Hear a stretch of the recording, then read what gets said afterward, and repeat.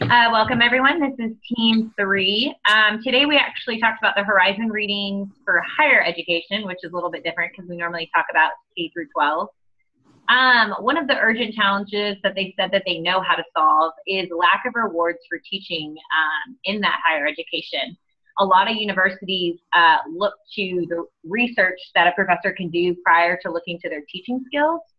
And it's almost like it is an obligation that you have to teach on top of being a researcher. So it's kind of like being forced to do it, and it's not that they're necessarily passionate about it. And it also stated that teaching only contracts were underpaid and underappreciated. And I actually remember at A&M, one of my math professors, my all-time favorite math professor, her and I talked one time, and she was just a teacher and not a researcher. And she was the professor that was always available, always there to help, always willing to, go the extra mile. It wasn't difficult to get in contact with her and get that extra help we needed. And I feel like with other professors that are researchers, it's more of a challenge, and they don't really make that connection with students that the professors that aren't researchers do. Yeah, I think it's difficult to balance that. I mean, research takes so much time. Yes. After reading all that research, you don't want to talk to people. Right, for sure.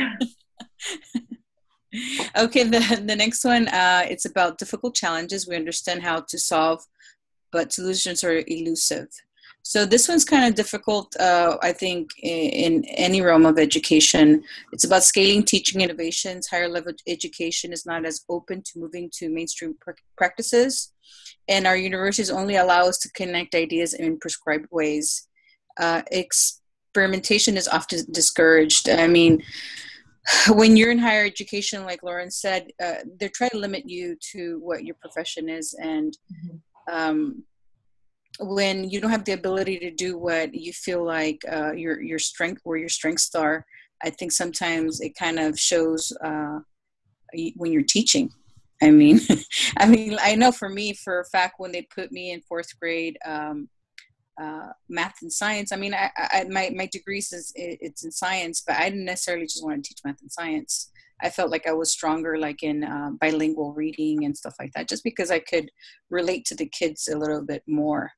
But and I feel like with college level, especially the classes, your general classes, some of the universities that people go to, they're so full, and you can only do the lecture. It's harder to do the more, innovative experimentation ideas because the classes are so large. So it's kind of one of those things like, yeah, we know it's a problem, but we're not really sure how to get to that solving point. We can for some universities, but not others. But I think, too, when you're in college, you just kind of go through the motions of finishing your classes. I mean, you're not really looking. I mean, at least for me, I'm like, okay, I just want to get through. Get to my real thing. I don't care how creative he is. I just want to. Right. It does limit you in that way, even if you're not, besides the education degrees or so, there are other degrees that are really limiting you to what you can do. And sometimes the job market is not out there. So you're right. The innovation, the it's not there. It's very constrained to prescribed plan or so. My part is on the wicked challenges complex to even define, where there's a increased number of desire and want and of motivation to have higher education, where there are more students, not enough universities, more demand, not enough availability. So I mean, all the schools are now also doing the dual program, where you can we did not mention the article, but that's something that I do know. A lot of them doing the dual program to cut down on that, attending 2 years junior and senior as a college level and getting those degrees. So that's one of the options that we're providing in higher in many countries. They're expanding, meaning allowing that a lot of the countries globally, they're having those contracts with the universities, like in the US or so, providing the opportunity, but not necessarily those students might be ready to take that, content or concepts, or they're not being, they will have challenges to be successful. Yeah. I actually saw an ad on University of Phoenix that they're actually taking in the years worked as credits, which I thought that was really good because some people are better and hands-on and actually working. Experience, yeah. A lot of, at the end, when you when it comes to talk about higher education, when it comes to the end, even if you're a graduate, the first thing comes in experience, you know. Oh, yeah. As a teacher, we get a job being a graduate, but student teaching is an experience that brings it all together.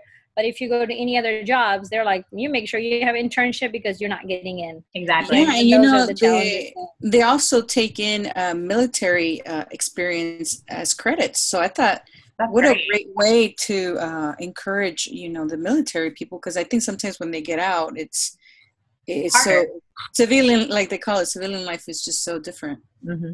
I mean, it's interesting how globally it's unifying now, you know, why being because education at the end, now it's becoming globalized and unified, and the expectations are kind of blended. You know, it makes it easier on a job market. I don't have to be limited to work in the U.S. I can have a job at somewhere else because I would be much more prepared and be successful at anywhere else. Yeah. Right. So the ISTE standards we felt covered these topics. So lack of rewards for teaching with ISTE standards for teachers 5C, scaling teaching innovations with ISTE standards for coaches 4A, and expanding access with ISTE standards for administrators 5C. So it kind of went over all range of the ISTE standards. So that was our discussion today. Thank you for joining us. Thank you. All right. Bye.